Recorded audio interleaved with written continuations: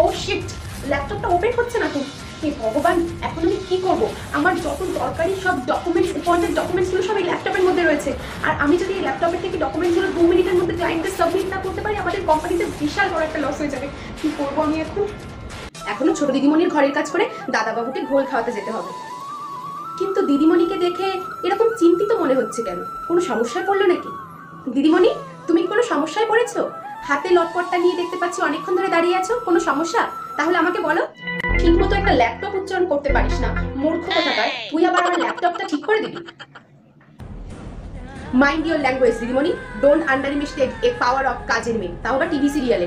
আমরা এক রাতে কাজের মেয়ে থেকে কখন শহরের সব থেকে সেরা ডাক্তার হয়ে যাব তোমরা ধরতেও পারবে না। পদ্ম, তুই ইংলিশ বলছিস? আমি ঠিক শুনছি? তুই ইংলিশ বলে শিখলি কোথা থেকে?